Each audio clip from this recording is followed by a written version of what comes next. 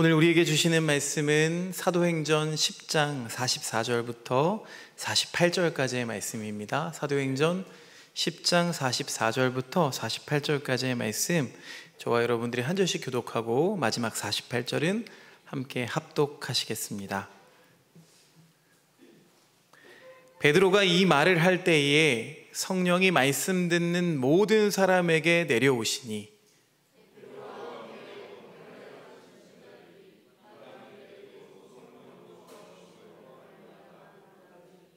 이는 방언을 말하며 하나님 높임을 들음이로라.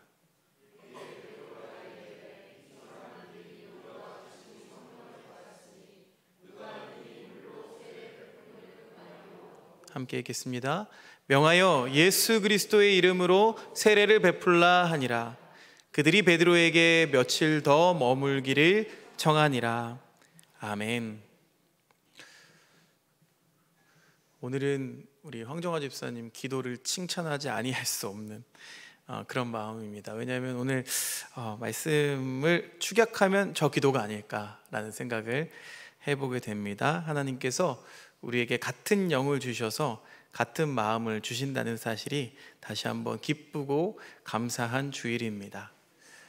20세기 중반에 에미 워너라는 심리학자가 미국 하와이에는 여러 섬들이 있는데 그 중에 카우아이라는 섬에서 태어난 신생아 200명을 추적 조사한 결과가 있다고 해요. 카우아이 섬은 굉장히 열악한 환경입니다. 그 열악한 환경에서 태어난 다수가 사회에 잘 적응하지 못하고 범죄자가 되거나 또 알코올 의존도가 굉장히 높았다고 하고요.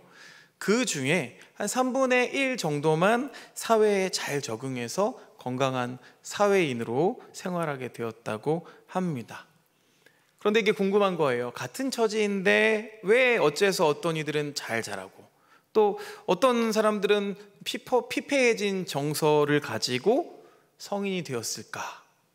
이걸 좀 분석해 보다 보니까 건강하게 자란 사람들에게는 공통점이 하나 나타났다고 합니다. 그게 뭐냐면 아이였을 때 자신을 이해해주고 받아주는 어른이 주변에 한 명이라도 있었다는 겁니다. 부모일 수도 있고 또 조부모일 수도 있고 또 혈육이 아니라고 해도 이 아이를 좀 수용해 줄 수 있는, 무조건적으로 우리가 지난주에 영접이라고 표현했는데 영접해 주는 어른, 아이들의 든든한 버팀목이 되어주는 사람이 단 한 사람이라도 있었다는 거죠. 우리가 돌본다, 이렇게 보살핀다라고 할 때 바로 그런 맥락. 우리 교회에는 언덕목장이 있죠. 언덕목장은 아마 그렇게 이름을 정하신 것 같아요. 누구에게나 기댈 언덕이 되어준다는 게 여러분 참 소중합니다. 지금 여러분들은 잘 자라셨죠. 대부분 다 잘 자라셨어요. 그렇다면은 우리가 유추해 볼 수 있는 거죠. 우리들에게도 나를 무조건적으로 좀 수용해 주고 사랑해 주신 부모님 또는 어른이 계셨기 때문입니다. 어버이 주일을 보내는 오늘 나의 기댈 언덕이 되어주신 그 어른들께 감사하면서 또 나 역시도 누군가의 언덕이 되어주기를 다시 결단해 보는 시간이 되시기를 바랍니다. 자, 어버이날 하면은 어떤 그림이 생각나세요? 저는 이렇게 부모가 아이를 이렇게 껴안아주는, 너른 품으로 이렇게 안아주는 그런 모습이 상상이 됩니다. 자, 있는 모습 그대로 우리를 받아들여 주시는 분, 믿는 우리들은 누가 떠오르나요? 당연히 하나님의 이미지가 떠오릅니다. 하나님이 이런 이미지에 가장 잘 어울리세요. 그래서 우리가 하나님을 아버지라고 부르죠. 이 하나님의 무조건적이고 절대적인 사랑이 우리 예수 그리스도를 통해서 잘 드러났기 때문에 우리는 그렇게 받아들입니다. 우리 예수님은 그 사람이 누구이든 나오는 이들을 다 만나주십니다. 막 죄인이라고 손가락질하지 않고 그 손가락질 받는 사람까지도 포용해 주십니다. 그리고 그들의 필요에 응답하십니다. 또 자기 곁에 머물 수 있도록 그 곁을 내어주셨습니다. 오늘 우리들은 이 예수님을 닮아가기를 우리의 인생의 방향으로 설정하고 살아가는 그리스도인들입니다.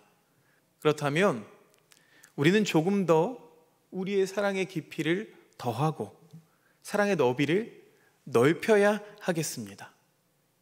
오늘 말씀을 통해서 이 초기 교회의 도전에 함께 응전하는 저와 여러분들이 되시기를 주님의 이름으로 축원드립니다. 자, 오늘 말씀은 신약 사도행전의 말씀입니다. 사도행전 말씀은 이전에 있던 복음서 말씀과 비교해 봤을 때 상당히 진취적입니다. 그도 그럴 것이 이 복음서 말씀의 주요 인물들은 유대인이었던 데 반해 유대인 입장에서 보면 전형적인 이방인들임에도 이 사도행전은 주된 인물로 채택하고 있기 때문인데요. 아시다시피 성서 기자들 뿐만 아니라 예수님의 제자들은 모두 유대인들입니다. 유대인들은 할례를 받지 않았다는 이유로 이방인들을 매우 꺼려했습니다. 밥상을 마주하는 것도 부정하다고 생각했고 상종조차 하지 않았죠. 그런데 이런 모습이 살아온 역사와 결코 무관하지 않습니다. 이 이스라엘 백성들, 유대인들은 이방인들에 의해서 죽임을 당했고 자기들의 성전이 무너졌고 또 나라가 망해버렸던 그 기억이 쉽게 지워질 리가 없겠죠. 그럼에도 불구하고 이 사도행전을 기록한 성서 기자가 유독 이방인에게 복음이 전해졌다라는 사실을 계속 주목하고 있는 건 그만큼 이 이방인에게 복음이 전해진다는 게 당시에는 매우 이례적이고 놀라운 일이었기 때문일 겁니다. 사람들은 누구나 낯섦을 꺼려합니다. 낯선 장소에 가는 것도 불편하고요. 자신의 영역 안으로 낯선 사람이 들어오는 것을 싫어합니다. 왜 그럴까요? 혹여 이 낯선 사람이 또 낯선 어떤 것이 내가 확보하고 있는, 내가 울타리 쳐놓고 있는 이 평안을 깨뜨려버릴 위험 요소라고 우리가 생각하기 때문이죠. 그래서 나도 모르는 사이에 인식하지 못하지만 아무리 가까운 사이라고 할지라도 우리는 일정한 거리를 유지해야만 안정감을 얻습니다. 따로 또 같이인 거죠. 그런 차원에서 보면은요, 이 사도행전이 기록된 이 당시의 교회들은 이 딜레마에 빠질 수밖에 없었습니다. 이전까지 유대 전통을 따라 살던 그들에게 이 이방인들을 대한다는 건 여전히 낯설고 불편한 일이겠죠. 그런데 복음이 전해지면서 이 교회 안으로 이방인들이 들어오기 시작하는 거예요. 내심 외면하고 싶은 거리낌을 지울 수 없지만 주님의 지상명령, 또 이 교회로서의 정체성도 포기할 수는 없는 노릇입니다. 그렇다고 속으로는 막 혐오하고 미워하면서 겉으로는 막 태연하게 복음을 전할 수는 없잖아요. 가면을 쓰는 일은 여러분 쉽지 않은 일입니다. 그러니까 이러니까 미칠 노릇인 거예요. 근데 여러분, 애석하게도 이런 일들이 2000년 전의 교회의 문제만이 아니죠. 오늘날 우리들의 교회도 이런 치열한 문제에 직면하고 있습니다. 자고로 교회란 그냥 사랑이 아닌 조건 없는 주님의 사랑을 복음으로 전하는 공동체입니다. 하지만 가리기 시작한 거예요. 어떤 이들에게만큼은 무조건적이지 않고 조건적인 사랑을 내세웁니다. 먼저 자신의 신념을 포기하고 돌이키는 것을 조건으로 사랑을 말한다는 거예요. 그러면서 먼저 우리 요구사항을 강요하는 방식을 사랑이라고 포장하는 거죠. 여러분, 만약에 이 시간에 우리 교회의 문을 열고 예배를 드리겠다고 온 사람이 술에 잔뜩 취한 거린이 들어오는다면, 그 사람이 계속 술 냄새를 풍기고 이상한 소리를 질러댄다면 과연 우리는 그를 친절한 웃음으로 대할 수 있을까요?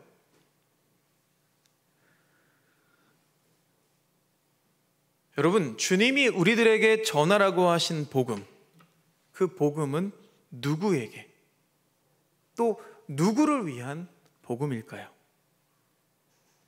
과연 우리가 전하는 이 복음이란 것은 들어야 하는 이들에게 복된 소식이 되고 있을까요? 아니면 전하는 우리들 마음에만 그냥 흡족하고 좋은, 우리들에게만 복음이 되길 바라고 있는 건 아닐까요? 우리는 쉽게 이야기합니다. 하나님은 당신을 사랑하십니다. 웃으면서 말하죠. 그런데 사랑하고 싶지 않은 낯선 이들이 이 경계 안으로 들어오는 것을 막기 위해서 사랑한다고는 말하지만 정작 조건 없이는 사랑할 수 없는 비겁한 우리들의 민낯을 감추고 싶기 때문은 아닐까요? 자, 이방인 선교를 통해서 이제 곳곳마다 교회가 세워졌습니다. 복음이 주님 말씀처럼 땅끝까지 전해지면서 자연스럽게 불거진 이 현실의 문제 앞에서 적어도 2000년 전 교회는 치열하게 고민했던 것 같아요. 하지만 여전히 이 이방인에게 복음을 전하는 일, 또 그들을 교회의 일원으로 받아들여야 한다는 그 사실을 꺼리는 사람들이 이 교회 안에는 남아 있었습니다. 이들을 설득하기 위해서 사도행전의 기자가 명분으로 제시한 게 오늘 말씀에 나와요. 자, 이 이방인 선교를 주도하신 분이 바로 성령님이라는 사실입니다. 허나 무턱대고 성령의 역사입니다 라고 이야기해봤자 받아들일 수 없는 노릇이죠. 그러니까 교회 안에 있는 누구든 성령님이 하신 일이다 라고 수긍할 수 있을 만한 근거가 필요합니다. 그래서 누가가 두 가지 근거를 제시하는데요, 오늘 함께 읽었지만 10장 46절 말씀을 다시 새번역 성경으로 읽어보겠습니다. 시작. 그들은 이방 사람들이 방언으로 말하는 것과 그때 베드로가 말하였다. 자, 두 가지 근거가 나오는데 첫 번째는 방언이고요, 두 번째는 하나님께서 높임을 받으셨다는 겁니다. 자, 어떻게 생각하세요, 여러분? 여러분은 이 방언이나 하나님을 높이는 건 뭡니까? 뭐 찬양이나 이런 것들이죠. 이런 것들로 구원받았다는 사실을 충분히 확인하고 만족하실 수 있으신가요? 이것은 우리 신앙에 도움이 되기도 합니다. 이런 현상들이 우리들에게 실제로 도움이 되기도 해요. 자, 먼저 방언에 대해서 한번 생각해 볼까요? 우리는 대개 이 방언이라고 하면 알아들을 수 없는 말을 내뱉는 어떤 신령한 현상으로 생각합니다. 물론 성경 여기저기에 그렇게밖에 볼 수 없는 표현들이 많이 나오기는 합니다. 하지만 중요한 건, 자, 우리의 시선이 아닌 이 성서를 기록했던 당시 사람들이 어떤 식으로 말하고 있는지를 우리는 유심히 살펴야 된다는 거예요.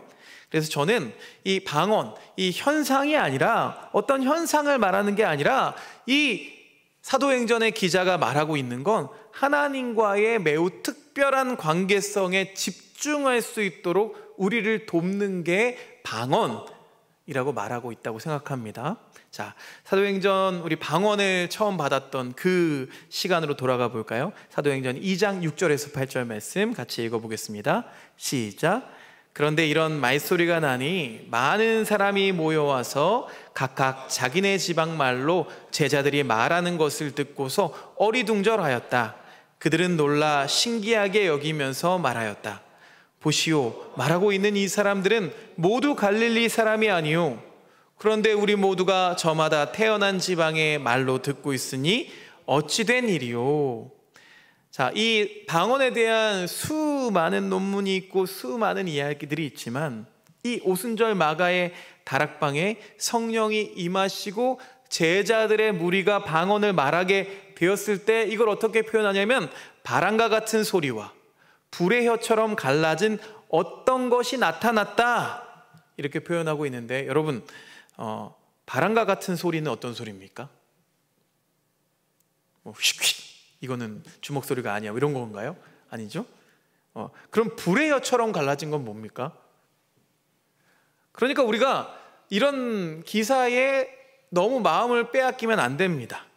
사실 이 장면은 우리가 눈으로 볼 수 없었던 장면이고요, 한 번도 경험하지 못했던 장면을 설명하기 위한 이 성서 기자의 표현이었을 뿐인 거죠. 정작 누가가 이 방언이라는 소재를 통해서 말하고 싶었던 건 눈에 보이지 않는 성령님을 통해서 제자들과 이 이방인들, 다락방 너머의 사람들이 비로소 소통하게 됐다는 이 사실입니다. 소통하게 됐다고요. 이게 중요한 거죠.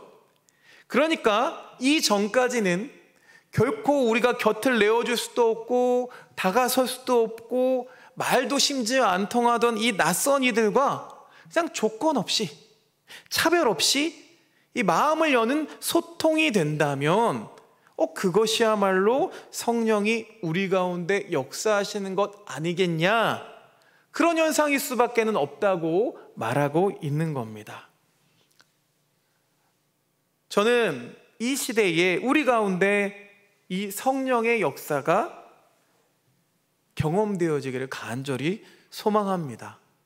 나는 할 수 없고, 그러니까 사람으로는 할 수 없는 일을 이루시는 분이 우리 성령 하나님이시기 때문이죠. 이와 같은 일들이 우리 공동체 안에도 또 이 땅에도 일어나기를 간절히 소망합니다. 자, 두 번째 근거로 삼고 있는 건 하나님을 높이 찬양하는 겁니다. 우리도 매번 찬양을 하죠. 찬송가를 부르기도 하고 워십 찬양을 부르기도 합니다. 그런데 여러분, 그 찬양을 한다고 달라지는 게 있던가요? 달라지는 거 아무것도 없는데요 라고 말씀하시는 분도 있을 거고요, 찬양만으로는 성령이 함께 하신다 라는 증거가 될 수 없다는 그런 생각 때문입니다.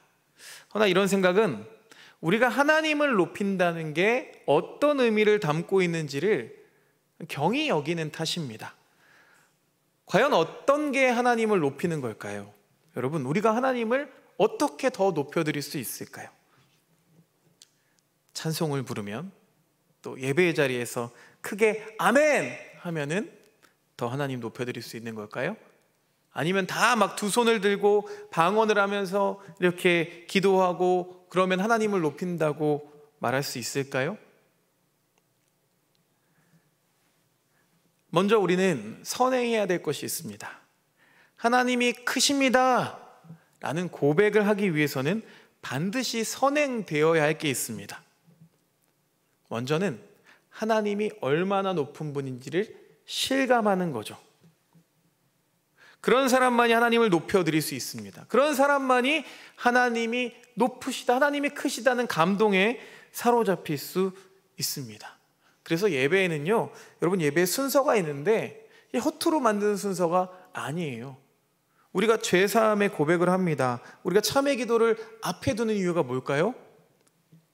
우리의 자금을 알게 하기 위해서, 인정하고 하나님께 더욱 나아가기 위해서 있는 거죠. 여러분, 인간이 모든 것을 다 안다고 생각하지만 우리는요, 모르는 게 너무 많습니다. 아직 이 우주의 끝도 알지 못합니다. 크게는 그렇고요, 작게는요, 이 나노미터, 이 작게 숨쉬고 있는 세포 하나도 제대로 알지 못합니다. 그러니 이 모든 것을 있게 하신 그 하나님이 얼마나 높으신지를 헤아릴 수 없는 게 당연합니다. 감이 안 잡혀요. 그러니까 방법이 하나 있죠. 우리가 그 하나님을 잘 실감하지 못하니까 우리가 할 수 있는 방법이 있습니다. 그게 뭔가요? 바로 나 자신을 하나님보다 낮추는 거죠. 그러면 목사님, 얼마나 낮추어야 하나님을 실감할 수 있는 겁니까? 사실 자신을 낮춤으로 하나님을 높인다는 건, 여러분, 찬송하거나 예배하는 것, 이 모든 행위가 바로 그런 행위거든요. 나를 낮춤으로 하나님을 높이는 건데, 여러분, 이게요, 우리 인간들의 본성과는 전혀 맞지 않는 일입니다. 그러니까 엄청난 저항이 있는데도 여러분 지금 그걸 하고 계신 거예요. 실제로 우리는 얼마든지 하나님을 높인다고, 하나님을 찬양한다고, 기도하고 예배하면서도 자신을 높이는 일에 쉽게 떨어져 버리기도 합니다. 예를 들어볼까요? 거대한 교회 건물을 보면은요, 우리는 저절로 고개가 숙여집니다. 성가대, 대규모 성가대의 장엄한 찬양을 들으면 저절로 고개가 숙여지죠. 엄청나게 성공한 목회의 모습, 그런 교회의 모습을 보면서 그 안에서 자꾸 영광을 찾으려고 하고, 때로는 땀 흘려 기도하고 밤낮으로 기도하는 자신에게서 만족감을 얻습니다. 전도를 많이 하고 예배에 열심인 내 신앙에만 온통 관심을 쏟고 그 안에서 의미와 기쁨을 발견하면서 신앙생활을 하기도 합니다. 높으신 하나님을 찬양한다고 말하면서도 여전히 자신을 높이는 일을 우리가 하고 있는 거예요. 저도 그래요. 그뿐만이 아니죠. 적어도 나 자신은 언제나 하나님을 높이는 사람, 하나님을 믿는 사람, 이런 신념이 자리 잡으면 우리는 어떻게 되나요? 우리는 너무나 쉽게 다른 사람들을 정죄하고 꾸짖고 혐오합니다. 어느 순간 하나님이 옳으신 게 아니라 내가 옳다, 이런 그릇되고 왜곡된 믿음이 자리하기 시작합니다. 이렇게 타자를 비난하고 혐오하는 이런 모습은 언제나 자신을 높이고 싶어하는 이 욕망 때문입니다. 결국 하나님의 높으심을 부인하는 불신이 될 뿐임을 여러분 기억하시기를 바랍니다. 하나님이 가장 높으신 분이라면 그분 앞에서 우리는 모두 무능할 뿐입니다. 그러니 그분의 판단, 그분의 선택만 있을 뿐 우리는 아무것도 할 것이 없어요. 누가 누구를 뭐라 할 처지도 아닙니다. 이렇게 하나님이 높임 받으시는 일에 가장 큰 걸림돌이 무엇입니까? 바로 자기 자신이란 걸 우리 자신만 모르고 있습니다. 그러다 보니까 늘 세상 안에서 세상을 두려워하고 또 염려하면서 살아가게 되는 거죠. 말로는, 입으로는 하나님께서 세상보다 크십니다 라고 고백하지만 정작 그것을 사실로 받아들이고 있지 않다는 거예요. 그러면 그 믿음은 하나님을 높이 올려드리는 삶으로 이어지지 못할 뿐입니다. 자, 다시 오늘 말씀으로 한번 돌아가 볼까요? 자, 고넬료의 집에, 이방인 고넬료의 집에 성령이 임하시는 장면입니다. 베드로를 그 이방인 고넬료에게까지 이끄신 건 성령 하나님이셨습니다. 다시 한번 당부드리자면, 자, 이 사건이 그냥 이방인이 회심하고 기독교로 개종했다거나 그래서 기독교가 우월하다라는 것을 드러내는 그 자랑할 만한 사건 정도로 여기면 안 됩니다. 고넬료를 한번 주목해 볼까요? 고넬료의 인생을 한번 주목해 보세요.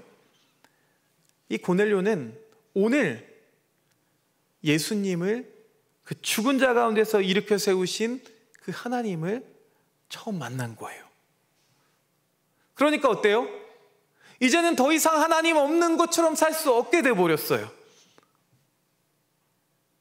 로마 황제를 그동안은 신으로 삼으면서 거기에 의존해서 살던 백부장으로서의 이 세상에서의 그의 삶은 이제 망하게 된 겁니다. 이전으로 돌아갈 수가 없어요. 왜냐하면 가장 높으신 하나님을 경험한 사람, 그 사람은 결코 사람을 높일 수가 없기 때문입니다. 여러분, 이것은 우리가 애쓴다고, 우리가 노력한다고, 수고한다고, 결단한다고 되는 일이 아니죠. 성령님이 임하시고 성령님을 통해서 지금 나와 함께 계시는 하나님, 그 부활하신 주님을 경험하게 되면 자연스럽게 일어나는 일입니다. 여러분도 이런 경험을 하신 기억이 분명히 있으십니다. 그 넘치는 하나님의 사랑을 내가 경험하게 되면 죄인임에도 용납해 주시는 그 넉넉한 품을 경험한 사람들이라면 누구라도 마땅하게 그 구원의 기쁨에서, 그 안에서 살아가게 됩니다. 세상이 너 그러다 망해 라고 해도 그래, 망할지도 모르지. 하지만 그런 두려움 따위는 없습니다. 염려와 근심에 매몰될 필요가 없습니다. 인색하거나 궁색해질 필요가 없습니다. 성령은 그렇게 우리에게 증언하시는 분이시기 때문인데요, 요한일서 5장 6절 하반절 말씀을 크게 읽어봅니다. 시작. 성령은 증언하시는 분이십니다. 아멘입니다. 성령은 우리 삶 가운데, 또 우리 곁에서 예수 그리스도를 승리케 하신 높으신 하나님, 그 조건이나 차별 없이 죄인인 우리를 기꺼이 자녀 삼아주신 그 하나님의 사랑을 증언해 주시기 때문입니다. 우리의 삶을 통해서 증언하신다고요. 여러분, 이제 우리는 부활하신 주님, 그 살아계시는 하나님을 눈으로 보는 방식이 아니라 성령을 통해서 만나는 새로운 경험을 하게 된 사람들입니다. 이 말인즉슨 성령께서 바람처럼 오고 가시듯 주님은 오늘도 눈에 보이지 않는 비밀스러운 방식으로 우리들을 찾아오신다는 뜻이죠. 여전히 주님이 성령으로 우리를 찾으시는 이유는 딱 한 가지입니다. 요한복음 15장 11절 말씀 계속해서 읽어보겠습니다. 시작. 내가 너희에게 이러한 말을 한 것은 내 기쁨이 너희 안에 있게 하고 또 너희의 기쁨이 넘치게 하려는 것이다. 아멘. 주님을 눈으로 뵙게 될 그날까지 세상 안에서 믿음을 지키며 살아가야 될 우리에게 주님은 세상을 덮고도 남을 충만한 기쁨을 나누어 주시기 위해서 우리에게 오셨습니다. 여러분, 이게 있어야 세상을 이길 수가 있습니다. 하지만 우리의 현실을 돌아보면 여전히 우리에게는 주어진 현실의 문제가, 살아가야 될 세상이 주님보다 크게 보일 때가 더 많습니다. 그러니 주님의 말씀이 잘 들리지 않고요, 내 자신을 높여야 된다는 그 조급함에 내몰릴 수도 있습니다. 여러분, 그럴 때마다 이 말씀을 기억하시기를 바랍니다. 요한복음 15장 16절 큰 소리로 함께 읽겠습니다. 시작. 너희가 나를 택한 것이 아니라 내가 너희를 택하여 세운 것이다. 그것은 너희가 가서 열매를 맺어 그 열매가 언제나 남아있게 하려는 것이다. 그리하여 너희가 내 이름으로 아버지께 구하는 것은 무엇이든지 다 받게 하려는 것이다. 아멘. 정말 아멘이십니까? 지금 우리의 생활이 아무리 힘겹다 한들 여러분, 초기 교회의 성도들 많았겠습니까? 그들은 아무리 삶이 힘겹고 또 믿음이 흔들리고 주저앉고 싶더라도 이 말씀 하나만은 굳게 붙잡고 살았습니다. 사람으로서 할 수 없는 일을 이루시는 분이 하나님이십니다. 그런 사람들이었기 때문에 이방인에게도 복음이 전해지고 있다는 그 사실을 통해서, 그 성령의 역사를 통해서 주님께서도 이방인들 뿐만 아니라 여전히 자신들과도 함께 계심을 믿을 수 있었던 겁니다. 그 믿음이 있었기 때문에 우리가 믿는 이 기독교가 확장될 수 있었던 겁니다.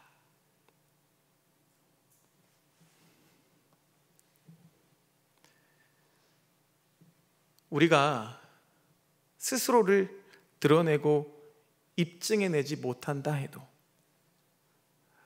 그 알량한 믿음조차 비틀거리고 아무것도 내세울 것 없는 이 쓸모없는 인생처럼 전락해 버리더라도 여러분, 아무것도 염려하거나 근심하지 마십시오. 성령님께서 우리의 믿음을 북돋아 주시고 우리의 눈을 열어주시고 우리의 귀를 열어주십니다. 하나님께서 예수 그리스도 안에서 이루신 그 놀라운 구원과 그 구원의 소식을 우리에게 가져다 주신 그 주님만 바라보십시오. 너희가 나를 택한 것이 아니라 내가 너희를 택하였다. 어느 순간 우리는 내가 예수를 택한 것처럼 살아가고 있습니다. 예수는 취사 선택할 수 있는 것이 아닙니다. 내가 너희를 택하였다. 주님은 성령을 통해서 언제나 먼저 우리에게 손 내밀어 주셨고, 언제나 먼저 우리를 찾아내 주셨고, 언제라도 우리를 포기하지 않으시는 그분의 음성을 여러분 들으실 수 있기를 빕니다. 그분만이 우리를 죄와 죽음에서 해방시켜 주십니다.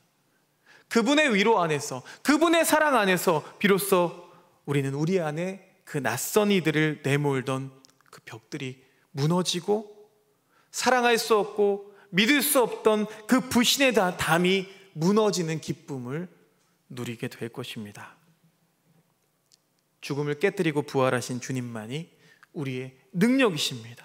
우리의 소망이십니다.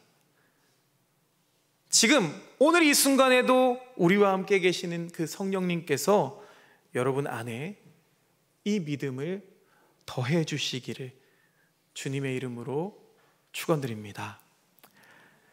거룩하신 아버지 하나님, 은혜를 감사합니다. 하나님, 오늘도 주님의 말씀을 통해 우리를 위로해 주시니 참 감사합니다.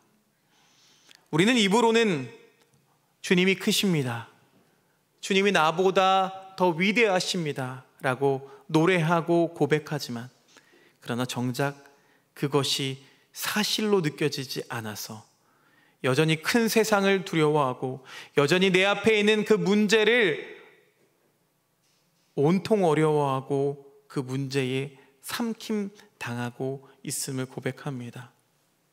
주님, 크신 하나님을 실감하게 하여 주시옵소서. 성령님, 내 안에 막혀있던 그 울타리들이 담이 무너지고 연합하는 역사를 통하여 하나님의 일하심을 보게 하여 주시옵소서. 우리 공동체를 사랑하시는 주님, 하나님, 우리가 더 넓은 것을 품기 원하지만, 그러나 주님, 우리 마음에는 아직까지도 다른 사람이 오는 것을 불안하게 여기고 또 그것을 낯설게 여기는 그 어떤 마음들이 있습니다. 성령 하나님은 그 모든 마음들도 걷어주시고 우리에게 새로운 마음을 주실 줄로 믿습니다. 우리들도 누군가의 기댈 언덕이 되게 하여 주옵소서. 그런 사람 되게 하여 주옵소서. 예수 그리스도의 이름으로 기도드리옵나이다. 아멘.